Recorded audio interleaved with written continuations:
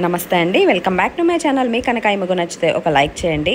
ఇక మౌనితనైతే కార్తీక్ ఇంటికి తీసుకొస్తాడు. వెంటనే కార్తీక్ ఇప్పుడు ఎలా ఉంది అనగానే వెంటనే ఇక మౌనిత నీరసంగా పర్వాలేదు కార్తీక్ అని చెప్పేసి అనగానే ఇంకా వెంటనే కార్తీక్ అంత నీరసంగా ఉన్నావు, పర్వాలేదు అని అంటావేంటి అని చెప్పేసి అనగానే ఇంకా కార్తీక్ని చూస్తూ మనసులో నువ్వు ఇంత ప్రేమ చూపిస్తూ ఇంత దగ్గరగా ఉంటానంటే ఎంత ప్రేమనైనా చూపిస్తాను కార్తీక్ అనుకుంటూ కార్తీక్ని అంతే చూస్తూ ఉంటుంది. ఇంకా అప్పుడు వెంటనే మళ్ళీ ఆకలేస్తుందా కార్తీక్, హాస్పిటల్ ఏమైనా తిన్నావా అనేసి అడుగుతుంది. ఆ మాటకి కార్తీక్ ఒంట్లో బాగుంది నీకా నాకా, డాక్టర్ గారు రెస్ట్ తీసుకోమన్నారు కదా, తీసుకో, తినటానికి నీకేం కావాలో చెప్పు తెప్పిస్తాను అనగానే వెంటనే కది మౌనిత ఏమొద్దు కార్తీక్ అని చెప్పేసి అంటూ వెంటనే శివతో శివ ఆ ఎదిరింటి ఆవిడ ఉందా అనగానే వెంటనే కార్తీక్ ఎందుకు మళ్ళీ ఆవిడతో ఇడ్లీ తెమ్మంటావా ఏంటి అనగానే వెంటనే మౌనిత మళ్ళీ ఆమె దగ్గర ఎందుకు తింటాను కార్తీక్, ఒకసారి తిన్నది చాలదు, మన ఇంటి ముందే దిగి నాకే ఫుడ్ పాయిజన్ చేసింది కదూ, ఉందా వెళ్ళిపోయిందా అని అడుగుదామని అనగానే వెంటనే ఇక శివ తాళం వేసింది మేడం, వెళ్ళిపోయి ఉంటుంది అని చెప్పేసి అనగానే వెంటనే ఇక కార్తీక్ వెళ్ళిపోవడమే కాదు మనం ఇచ్చిన వార్నింగ్కి మళ్ళీ తిరిగి కూడా రాదు అని చెప్పేసి అంటాడు.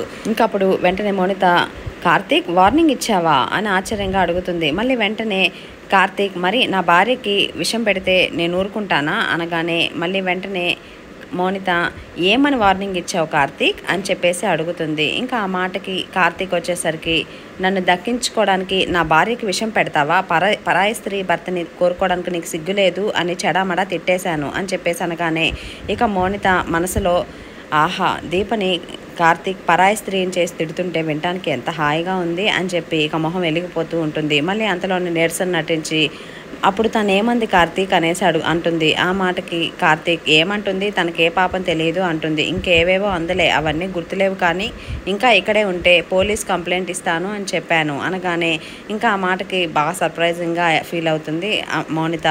ఇంకా అప్పుడు కార్తీక్ అందుకే ఇంటికి దెబ్బగా తాళం పడింది అని చెప్పేసి అంటూ అయినా ఇంకా ఆవిడ గురించి మాటలు అనవసరం మౌనిత, మళ్ళీ ఆవిడ రాదు అని చెప్పేసి అంటూ ఒకవేళ వచ్చినా నువ్వు మాట్లాడకు అని చెప్పేసి అంటాడు. ఇంకా అప్పుడు మౌనిత అంత ఈజీగా వదులుతుంది అని అయితే నాకు అనిపించట్లేదు కార్తీక్ అనేసి అంటుంది. అప్పుడు శివ అవును సార్ ఏదో పెద్ద ప్లాన్తోనే వచ్చినట్టుంది, లేకపోతే మీకోసమే మోడాన్తో పోట్లాడింది అంటే ఎంత ధైర్యం ఉండాలి సార్ అనగానే వెంటనే కార్తీక్ ఏదైనా అవ్వనివ్వండి అయ్యా, ఈసారి వచ్చిందంటే ఆ లెక్కే వేరుగా ఉంటుంది, జాలి దయ ఏమీ ఉండవు అని చెప్పేసి అంటూ నీరసంగా ఉన్నానంటున్నావు కదా మౌనిత, ఎక్కువగా మాట్లాడకు, రెస్ట్ తీసుకో, నేను శివ బయటకు వెళ్ళి తినడానికి ఏమన్నా తీసుకొస్తాం అని చెప్పేసి అనడంతో ఇంకా మౌనిత సరే అని చెప్పేసి అంటుంది. ఇంకా దాంతో కార్తీక్ శివ ఇద్దరు బయటకు వెళ్తారు. ఇంక ఇక్కడ మౌనిత వచ్చేసరికి ఇక బాగా యాక్టివ్ అయిపోయి మంచం మీద అలాగే కూర్చొని ఇక నవ్వుతూ అమ్మయ్య అన్నట్లుగా ఇప్పుడు మనసుకి ప్రశాంతంగా ఉంది అని చెప్పేసి మళ్ళీ తనలో తాను లేకపోతే డాక్టర్ బాబు కావాలా, డాక్టర్ బాబు ఇక నీ డాక్టర్ బాబు నీ మొహం చూడ్డు, నువ్వు అంత తొందరగా రాలేవు, అలాగని కార్తీక్ని వదిలేవు, కానీ ఏదో ఒక కొత్త ప్లాన్తో తప్పకుండా వస్తావు, కానీ అప్పటికి మేము ఉండం అని చెప్పేసి అనుకుంటూ మళ్ళీ నీకు కనిపించాం అని పెద్ద పెద్దగా నవ్వుకుంటూ ఉంటుంది. ఇక తర్వాత సీన్లో వచ్చేసరికి హిమ ఫోన్లో శౌర్య ఫోటోని చూస్తూ హ్యాపీ బర్త్డే శౌర్య, కానీ ఇలా ఫోటోలో చూసి చెప్పడమే బాధగా ఉంది అని చెప్పేసి అనుకుంటూ చాలా బాధపడుతూ ఉంటుంది. అప్పుడే సౌందర్య ఆనందరావు అటుగా వస్తూ ఉంటారు. అప్పుడు హిమ శౌర్యని ఫోటోలు చూస్తూ నువ్వు నేను ఇక్కడే ఉంటే ఎంత బాగుండేది, ఇద్దరం కలిసి హాయిగా సెలబ్రేట్ చేసుకునే వాళ్ళం అని చెప్పేసి అనుకుంటూ ఉంటుంది. ఇంకా అప్పుడు సౌందర్య వచ్చేసరికి ఏం చేస్తున్నావు అనగానే వెంటనే ఇక హిమ వాకింగ్ అయిపోయిందా అనేసి అడుగుతుంది. ఆ మాటకి సౌందర్య అయిపోయిందే, ఇంటికి వెళ్దామా అనగానే వెంటనే ఇక హిమ వెళ్దాము, అయినా ఈరోజు మీకేమీ పనులు లేవు కదా అనగానే వెంటనే ఆనందరావు లేవు ఎందుకు అడుగుతున్నావు అని చెప్పేసి అంటాడు. ఆ మాటకి హిమ ఈరోజు ఒక్క 4 గంటలు నా కోసం కేటాయిస్తారా అని అడుగుతుంది. ఇంకప్పుడు సౌందర్య ఈరోజు నీ పుట్టినరోజు, ఒక 4 గంటలు ఏం కర్మ, 24 గంటలు నీతోనే గడుపుతాం అనగానే ఇక హిమ ప్రామిస్ అడుగుతుంది. ఇంకా దాంతో సౌందర్య ప్రామిస్ చేస్తుంది. ఇంకా అప్పుడు హిమ అయితే మధ్యాహ్నం టికెట్కి ఫ్లైట్ బుక్ చేయండి తాతయ్య, శౌర్య దగ్గరికి వెళ్దాం అనగానే వెంటనే ఇక సౌందర్య ఇప్పుడు అక్కడికి ఎందుకే అనగానే వెంటనే హిమ ఎందుకేంటి నాయనమ్మ, శౌర్య పుట్టినరోజు కదా, విమానంలో వెళ్ళి గిఫ్ట్లు ఇచ్చేసి వచ్చేద్దాం అని చెప్పేసి అనగానే ఇంకా ఆ మాటకి సౌందర్య ఆనందరావు అంతే చూస్తూ ఉంటారు. ఇంకా అప్పుడు హిమ ఆ తర్వాత అనాథ శరణాలయానికి వెళ్దాం అనగానే వెంటనే సౌందర్య పిచ్చి పిచ్చిగా మాట్లాడుకు హిమ, అసలు అది రావడానికే అది ఇష్టపడకపోతుంటే మళ్ళీ దాని దగ్గరికి వెళ్ళి విసిగిద్దాం అనుకుంటావేంటి, పుట్టినరోజు నాడు దాని మనసు చెడగొడదాం అనుకుంటున్నావా అనేసి అంటుంది. ఆ మాటకి హిమ, లేదు నాయనమ్మ, నాకెందుకో ఈరోజు శౌర్యం చూస్తే శౌర్య మనసు మారుతుంది అని అనిపిస్తుంది, ప్రేమగా పుట్టినరోజు శుభాకాంక్షలు చెప్తుందేమో అనిపిస్తుంది అనగానే వెంటనే సౌందర్య, అంత తొందరగా అది మనసు మార్చుకునేదే అయితే ఇంతలా మనల్ని ఎందుకు ఇబ్బంది పెడుతుంది, అది రాదు హిమ, ఇప్పుడు నువ్వు వెళ్ళడం వల్ల నీ మనసు కూడా పాడవడం తప్ప ఉపయోగం ఏమీ ఉండదు అనేసి అంటుంది. ఇంకప్పుడు ఆనందరావు, పుట్టినరోజు అద్భుతంగా జరగకపోయినా పర్లేదమ్మా, ఉన్న మనశ్శాంతిని మాత్రం దూరం చేసుకోకూడదు, కావాలంటే ఇంకెప్పుడన్నా వెళ్ళి చూసొద్దాం, ఇప్పుడు మాత్రం వద్దు సరేనా అనేసి అనగానే ఇంకా హిమ ఏం మాట్లాడకుండా అంతలో డల్ అయిపోతుంది. ఇంకప్పుడు సౌందర్య, అనాథ శరణాలయానికి వెళ్దామన్నావు కదా, పద వెళ్దాం అని చెప్పేసి ఇంకా అక్కడి నుంచి అయితే బయలుదేరుతారు. ఇంకా తర్వాత సీన్లో వచ్చేసరికి దీప గుడికి అయితే వస్తుంది. వచ్చి పిల్లలిద్దరి పేరు మీద పూజ చేయించమని, వాళ్ళ పేరు మీద అర్చన చేయించమని చెప్పేసి అడుగుతుంది.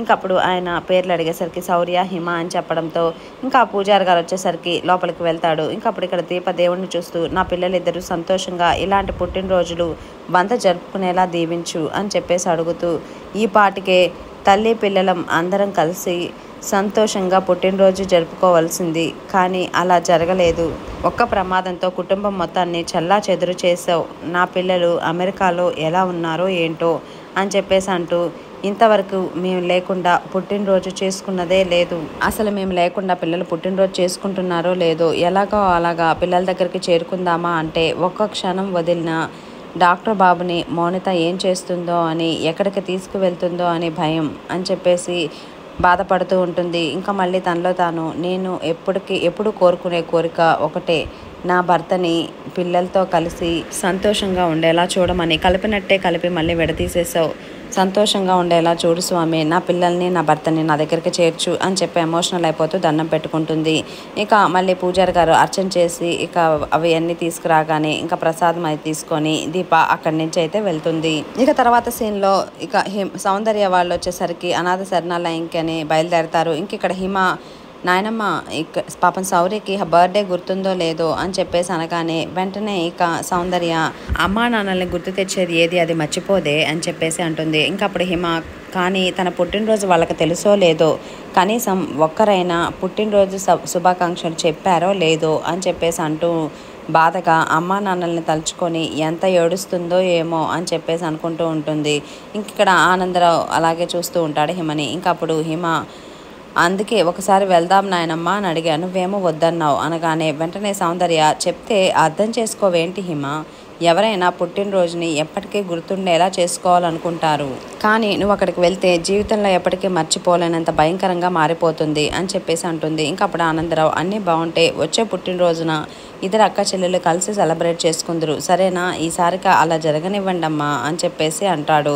ఇంకప్పుడు సౌందర్య, అయినా నువ్వు మాత్రం మీ నాయనమ్మ తాతయ్యల దగ్గర ఉన్నావు కదా అని అన్నీ మర్చిపోయి పండగ చేసుకోవడం లేదు కదా, ప్రతి క్షణం దాన్ని తలుచుకోవడానికే సరిపోతుంది, నీ వల్ల జరిగిన తప్పుని కాకుండా నీ బాధని అర్థం చేసుకున్న రోజు అదే నిన్ను వెతుక్కుంటూ వస్తుంది, అంతవరకు ఎక్కువగా ఆలోచించి నీ మనసుని పాడు చేసుకోకే అనడంతో ఇక సరే అన్నట్లు తలూపుతుంది హిమ. ఇక తర్వాత సీన్లో వచ్చేసరికి వారణాసి, శౌర్య ఇద్దరు కూడా ఇక దీప వచ్చిన గుడికే వస్తారు. ఇక రాగానే వెంటనే వారణాసి శౌర్య ఆటో దిగగానే, ఇప్పుడు చెప్పు శౌర్యమ్మ, ఎప్పుడూ లేనిది పొద్దునే గుడికి తీసుకురమ్మన్నావు, ఏంటి విషయం అనగానే వెంటనే శౌర్య, ఈరోజు నా పుట్టినరోజు వారణాసి అనగానే వెంటనే వారణాసి, అవునా, రాత్రి చెప్పలేదేంటి శౌర్యమ్మ, కేక్ తెప్పించి కట్ చేయించేవాడిని కదా, హ్యాపీ బర్త్డే శౌర్యమ్మ అనగానే వెంటనే శౌర్య, ఉత్త బర్త్డేనే వారణాసి, హ్యాపీ లేదు, అమ్మా నాన్న ఎప్పుడు కనిపిస్తారో అప్పుడే హ్యాపీ అని చెప్పేసి అనగానే ఇంకా ఏం మాట్లాడకుండా కామ్గా ఉండిపోతాడు వారణాసి. ఇంకా అప్పుడు శౌర్య, పద వెళ్దామండంతో ఇక ఇద్దరు కూడా లోపలికి వెళ్తారు. ఇంకా అప్పుడే కరెక్ట్గా దీప పైనుంచి స్టెప్స్ దిగుతూ కిందకు వస్తూ ఉంటుంది. ఇంకా ఇక్కడ శౌర్య వాళ్ళు వచ్చేసరికి ముందుగా వినాయకుడి దగ్గర దండం పెట్టుకుంటూ ఉంటారు, కానీ వాళ్ళని ఏమీ గమనించుకోకుండా తన లోకంలో తను ఉంటుంది దీప. ఇంక ఇక్కడ వచ్చేసరికి శౌర్య దండం పెట్టుకున్నాక వారణాసి, ప్రతి పుట్టినరోజుకి దేవుణ్ణి ఒక కోరిక కోరుతాను, అప్పుడు అంతా అమ్మా నాన్నలు కలవాలి అని కోరుకున్నాను, ఇప్పుడు కనిపించాలి అని కోరుకుంటున్నాను అని చెప్పేసి అంటుంది. ఇంకా అప్పుడు వారణాసి మనసులో, ఎందుకు స్వామి పుట్టినరోజు నాడు కూడా పసి మనసుని ఎంత బాధపడుతున్నావు, నువ్వు దేవుడివే అయితే దూరమైన అమ్మ నాన్నే శౌర్యమ్మకి తెచ్చివ్వు అని చెప్పేసి అనుకుంటూ దండం పెట్టుకుంటాడు. మళ్ళీ తనలో తాను, లేదా అమ్మా నాన్నలు లేరనే నిజాన్ని తనకు తెలిసేలా చేసి తనకు తట్టుకునే ధైర్యాన్ని అయితే ఇవ్వు అని చెప్పేసి మళ్ళీ వెంటనే శౌర్యమ్మ అర్చన చేపిద్దాం పదా అని చెప్పడంతో ఇంకా సరే అని చెప్పి వీళ్ళేమో స్టెప్స్ ఎక్కడానికి వెళ్తూ ఉంటారు. దీప ఏమో అప్పుడే బయటకు వస్తూ ఉంటుంది. ఇంక ఇక్కడ వచ్చేసరికి వీళ్ళు పూజకు అని చెప్పేసి దేవుడి దగ్గరికి వెళ్తారు. ఇంకా వెంటనే వారణాసి వచ్చేసరికి పూజారి గారు పాప పుట్టినరోజు అర్చన చేయండి అనగానే వెంటనే ఆయన పేరు అడుగుతాడు. ఇంకా వారణాసి శౌర్య అని చెప్పబోయే లోపు తను జ్వాల అనేసి చెప్తుంది. ఇంకా దాంతో అతను పూజ చేయడానికి లోపలికి వెళ్తాడు. ఇంక ఇక్కడ శౌర్య వచ్చేసరికి దేవుడి దగ్గర, మా అమ్మ మా నాన్నలో ఎక్కడున్నా నాకు త్వరగా కనిపించేలా చేయి భగవంతుడా అని అనగానే వెంటనే ఇంతలో మోనిత కార్తీక్ అదే గుడికి రావడం అయితే మనకు చూపిస్తారు. ఇంక ఇక్కడ మోనిత వచ్చేసరికి కార్తీక్తో, రా కార్తీక్ రా అనేసి అంటుంది. ఇంకా అప్పుడు కార్తీక్ వచ్చేసరికి బయలుదేరినప్పటి నుంచి అడుగుతున్న గుడికి ఎందుకు అని. చెప్పవేంటి, మామూలుగా దర్శనాన్ని తీసుకొస్తే చెప్పు, దండం పెట్టుకొని వెళ్దాం, లేదంటే ఏదైనా విశేషం ఉంటే చెప్పు, అంతేగాని ఇలాంటి టెన్షన్లు మాత్రం నాకు పెట్టకు, అసలు ఈ మధ్య టెన్షన్ అయితే నేను తట్టుకోలేకపోతున్నాను అనగానే వెంటనే మోనిత, టెన్షన్ ఏమీ లేదు కార్తీక్, దేవుడి మీద ప్రమాణం చెయ్యి అనగానే వెంటనే ఇక కార్తీక్ వచ్చేసరికి ఎందుకు అని చెప్పేసి అడుగుతాడు. ఇంకా ఆ మాటకి వెంటనే మోనిత, దానితో మాట్లాడను అని ప్రమాణం చేయి కార్తీక్ అనగానే వెంటనే కార్తీక్ ఎవరితో అనేసి అడుగుతాడు. ఆ మాటకు మోనిత వంటలక్కతో అని చెప్పేసి అంటుంది. ఇక్కడ వచ్చేసరికి దీప నవగ్రహాలకు ప్రదక్షిణ చేసుకుంటూ ఉంటుంది. ఇంక ఇక్కడ కార్తీక్ వచ్చేసరికి ఎందుకు అని అడుగుతాడు. ఇంకా అప్పుడు మోనిత, అయ్యో మళ్ళీ ఎందుకు అంటావేంటి కార్తీక్, అది చేసింది మర్చిపోయావా, టిఫిన్లో విషం పెట్టి నన్ను చంపాలనుకుంది, అది నేను తిని అదృష్టం బాగుండే నేను బతికిపోయాను, అదే నువ్వు తినుంటే నీకేమైనా అయ్యుంటే నిన్ను అసలే చాలా జాగ్రత్తగా కాపాడుకుంటూ వస్తున్నాను, నీకేమన్నా అయితే నేను తట్టుకోలేను, మనకు హాని కలిగించే మనుషులు మన మధ్య ఉండడానికి వీల్లేదు కార్తీక్, అందుకే మళ్ళీ ఆ వంటలక్కతో మాట్లాడనని దేవుడి మీద ప్రమాణం చేసి చెప్పమంటున్నాను అనగానే కార్తీక్ వెంటనే, ఏ కాలంలో ఉన్నావు మోనిత, ఈ ప్రమాణాలు చేయడం ఏంటి, మాట్లాడొద్దంటే మాట్లాడడం మానేస్తాను కదా అనగానే వెంటనే మోనిత, వద్దని ముందే చెప్పా, ఎక్కడ మానేశావు, అందుకే ప్రమాణం చేయమంటున్నాను అనగానే వెంటనే కార్తీక్ వచ్చేసరికి, ప్రమాణం చేశాక కూడా మళ్ళీ మాట్లాడితే అంటే మర్చిపోతుంటా కదా అందుకని అనగానే వెంటనే మోనిత, దేవుడి మీద ప్రమాణం చేస్తే అంత ఈజీగా మర్చిపోవులే, రా వెళ్దాం కార్తీక్ అని కార్తీక్ చేయి పట్టుకుంటుంది. అప్పుడు వెంటనే కార్తీక్, అబ్బా వదులు మోనిత, పాపం అప్పుడే వెళ్ళి వంటలక్కని తిట్టేశాను, ఈ పాటికి ఇల్లు ఖాళీ చేసి వెళ్ళిపోయి ఉంటుంది అనగానే వెంటనే మోనిత, ఏమన్నావు కార్తీక్, పాపమా, ఇంకా దాని మీద నీకు సాఫ్ట్ కార్నర్ పోలేదు, ఒకవేళ నేను మాట్లాడొద్దని చెప్పింది గుర్తున్నా అది కనిపిస్తే మళ్ళీ మాట్లాడతావు, అందుకే ప్రమాణం చేయమని అడుగుతున్నాను, రా కార్తీక్ అని చెప్పేసి మళ్ళీ పట్టుకుంటుంది చెయ్య. ఇంక ఇక్కడ కార్తీక్ వచ్చి, అబ్బా వదులు మోనిత అని చెప్పేసి అంటూ ఉండగా ఇక్కడ మనకి దీపన అయితే చూపిస్తూ ఉంటాడు. ఇంకా అక్కడ వచ్చేసరికి గుడి మెట్ల మీద వచ్చేసరికి శౌర్య కూర్చొని ఉంటుంది ప్రసాదం తింటూ. ఇంక ఇక్కడ కార్తీక్ మోనితతో, ఈ ప్రమాణాలు ఏంటి చెప్పు, అయినా నా మీద నీకు నమ్మకం లేదా అనగానే వెంటనే మోనిత, నమ్మకం ఉందా లేదా అన్నది కాదు కార్తీక్, ఈ విషయంలో నేను ఛాన్స్ తీసుకోలేను, ప్రమాణం నువ్వు చేయాల్సిందే అని ఇక కార్తీక్ చేపట్టుకొని బలవంతంగా లోపల తీసుకెళ్తూ ఉంటుంది. ఇంకింతలో ఇక మెట్ల మీద కూర్చున్న శౌర్య వారణాసితో, అటు వెళ్దామా అని చెప్పేసి అనగానే సరే వెళ్దాం పదమ్మా అని చెప్పేసి అనడంతో వీళ్ళు అప్పుడే మెట్లు దిగి ఇక పక్కకైతే వెళ్తారు. ఇంకా అప్పుడే అదే టైంకి మోనిత ఇంకా కార్తీక్ని చేపట్టుకొని గబగబా లోపలికైతే తీసుకెళ్తూ ఉంటుంది. ఇక కార్తీక్ని అలా చేపట్టుకొని లాక్కెళ్తుండేసరికి కార్తీక్ వెంటనే, మోనిత ఆగు అని చెప్పి చేయి విదిలించుకొని, వదులు చాలా అసహ్యంగా ఉంటుంది, నీకు అర్థం కావట్లేదు అనగానే ఆ వాయిస్కి వెంటనే పక్కకు తిరిగి చూస్తుంది దీప. ఇంక ఇక్కడ మోనిత వచ్చేసరికి కార్తీక్తో, ఏం కాదు, నా కోసం ఒక ప్రమాణం చేస్తే ఏం పోతుంది అనగానే ఇంకా అంతే అటు ఇటు దిక్కులు చూస్తూ ఉంటాడు కార్తీక్. అప్పుడు మోనిత, ఆయన నీ మనసులో ఏం లేదు కదా కార్తీక్, ఆ వంటలక్కతో మాట్లాడాలని నువ్వేమీ కోరుకోవట్లేదు కదా, మరి ప్రమాణం చేయడానికి ఏం ప్రాబ్లం, నువ్వు రా అని చెప్పి మళ్ళీ చేయి పట్టుకొని తీసుకొని వెళ్తూ ఉంటుంది. ఇంక ఇక్కడ మోనిత వీళ్ళిద్దరిని చూసి ఇక కంగారుగా, డాక్టర్ బాబుని గడప కూడా దాటనిచ్చేది కాదు, పొద్దున్నే గుడికి తీసుకొచ్చింది ఏంటి అని ఇక దీప కూడా హడావిడిగా పైకి అయితే వెళ్తూ ఉంటుంది. ఇంక ఇక్కడ పూజారి గారు వచ్చేసరికి మోనితతో, అర్చన చేయించాలమ్మా అనగానే వెంటనే ఇంకా మోనిత, లేదు పూజారి గారు, ప్రమాణం చేయించాలి, హారతి తీసుకురండి అనగానే ఇంక ఇక్కడ దీప ప్రమాణం చేయించడం ఏంటి అనుకుంటూ ఉంటుంది. ఇంతలో పూజారి గారు, హారతి తీసుకొని వచ్చి మీరు ఏదైతే ప్రమాణం చేయాలనుకుంటున్నారో దాన్ని గట్టిగా అనుకొని మనసుని ఆ భగవంతుడి మీద లగ్నం చేసి ఈ హారతిని ఆర్పండి అని చెప్పేసి అంటాడు. ఇంకప్పుడు మోనిత వచ్చేసరికి కార్తీక్తో, చెప్పు కార్తీక్, ఈ రోజు నుంచి ఆ వంటలక్కని కలవనని మాట్లాడనని ప్రమాణం చేయి అనగానే ఆ మాటలు విన్న దీప ఒక్కసారిగా షాక్ అవుతుంది. ఇంక ఇక్కడ కార్తీక్ వచ్చేసరికి అంతే చూస్తూ ఉంటాడు. ఇంక ఇక్కడ మోనిత చేయి కార్తీక్ అని ఇంకా బలవంతంగా ఇంకా కార్తీక్ని బాగా ఇబ్బంది పెడుతూ ఉంటుంది. ఇక దాంతో కార్తీక్ సరే అని చెప్పేసి ఇంకా హారతి వైపు చూస్తూ చిన్నగా చేయి తీసి హారతి మీద అయితే పెట్టబోతూ ఉంటాడు. ఇంకా ఇంతలో దీప అక్కడి నుంచి ఆగండి డాక్టర్ బాబు అని పెద్దగా అరిచి అక్కడికి వస్తుంది. ఇక దీపం చూసిన మోనిత ఒక్కసారిగా షాక్ అయ్యి వెంటనే నువ్వు ఇక్కడికి వచ్చావేంటి, ఎక్కడికి వెళ్ళినా మమ్మల్ని వదలవా అని చెప్పేసి అంటుంది. ఇంకప్పుడు దీప వదలకుండా పట్టుకుంది ఎవరో ఆ దేవుడికే తెలుసు అని చెప్పేసి అంటుంది. ఇంకా అప్పుడు మోనిత నువ్వేం చేసావో అందరికీ తెలుసు అనేసి అంటూ కార్తీక్ దీంతో మాటలు అనవసరం, నువ్వు ప్రమాణం చేయి అనేసి అనగానే ఇంకా కార్తీక్ ఏం మాట్లాడకుండా కామ్గా ఉంటాడు. ఇంకా అప్పుడు దీప అవసరం లేదు డాక్టర్ బాబు, నాతో మాట్లాడకూడదు అనే తప్పు నేనేమీ చేయలేదు అని చెప్పేసి అంటుంది. ఇంకా ఆ మాటకి వెంటనే మోనిత తప్పు ఏమీ చేయలేదా, నిజమా, టిఫిన్లో విషం పెట్టి నా ప్రాణాలు తీయాలనుకోలేదా, అది చాలదా, ఇంకేం చేయాలి అని చెప్పేసి దీపం మీద నిందలేస్తుంది. ఇంకా అప్పుడు కార్తీక్ దీపం చూస్తూ అవును అలా చేయడం తప్పు కదా, అలా కలపచ్చా అనగానే వెంటనే దీప కలపలేదు డాక్టర్ బాబు, నేను చెప్పేది నిజం అనగానే వెంటనే కార్తీక్ మోనితను చూస్తూ విన్నావా కలపలేదంటుంది కదా అనగానే వెంటనే ఇక మోనిత తనతో మాట్లాడొద్దని చెప్పాను కదా కార్తీక్, మళ్ళీ మాట్లాడుతున్నావేంటి, అందుకే ప్రమాణం చేయమని చెప్పాను, ప్రమాణం చేయి అనగానే వెంటనే దీప అవసరం లేదు డాక్టర్ బాబు, నేనే తప్పు చేయలేదని చెప్తున్నాను కదా అనగానే వెంటనే మోనిత కార్తీక్ తన అబద్ధం చెప్తుంది నమ్మొద్దు అని చెప్పేసి అంటుంది. ఇంకప్పుడు దీప గుడిలో నిలబడి మరీ చెప్తున్నాను డాక్టర్ బాబు, అబద్ధం చెప్పాల్సిన అవసరం నాకు లేదు అని చెప్పేసి అంటూ ఇంకా మీకు నమ్మకం లేకపోతే ఇదిగో ఆ దేవుడి ముందు అగ్ని సాక్షిగా ప్రమాణం చేసి చెప్తున్నాను అని చెప్పేసి ఇక దీప కార్తీక్ని అంతే చూస్తూ ఈరోజు నా పిల్లల పుట్టినరోజు, వాళ్ళ మీద ప్రమాణం చేసి చెప్తున్నాను అని చెప్పేసి అనగానే వెంటనే ఆ మాటలకి మౌనిత షాక్గా అంతే చూస్తూ ఉంటుంది. ఇంకప్పుడు వెంటనే దీప నేను మౌనితకి ఇచ్చిన టిఫిన్లో ఏ మందు కలపలేదు అని చెప్పేసి వెంటనే హారతి మీద తను చేయి పెట్టి హారతిని అయితే ఆపేస్తుంది.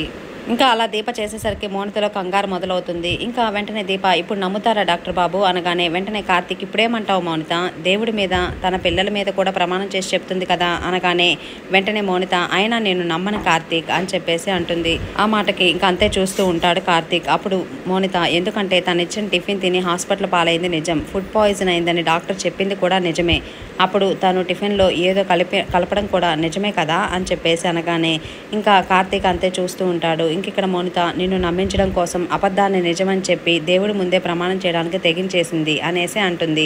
ఇంకా అప్పుడు వెంటనే దీప ఓహో తప్పు చేసి చేయలేదని చెప్పి దేవుడి మీద ప్రమాణం చేయడం అంత సులువా అని చెప్పేసి అనగానే ఇంకా మౌనిత మొహం తిప్పుకొని నిలబడుతుంది. ఇంకా అప్పుడు దీప సరే అయితే నువ్వు ప్రమాణం చేయి అని చెప్పేసి అంటుంది. ఇంకా ఆ మాటల్లో ఇక మౌనిత కంగారుగా నేనెందుకు చేయాలి అనగానే వెంటనే దీప నేను టిఫిన్లో ఏదో కలిపానని దానివల్లే నీ ప్రాణాలు పోయే పరిస్థితి వచ్చింది అని అన్నావు కదా, మరి అది నిజమని ప్రమాణం చేయి అనగానే ఇంకా అప్పుడు వెంటనే మౌనిత హాస్పిటల్లో చేరింది నిజం కాదా, నేనెందుకు ప్రమాణం చేయాలి అనగానే వెంటనే దీప చెయ్యను అంటే కుదరదు డాక్టర్ బాబు మీరు చెప్పండి, నేను ఏ తప్పు చేయలేదని ప్రమాణం చేశాను కదా, తనని కూడా ప్రమాణం చేయమనండి అనగానే వెంటనే కార్తీక్ తల సరే అని తల అన్నట్లు అలా తిప్పుతూ వెంటనే మౌనితను చూస్తూ ఉంటాడు.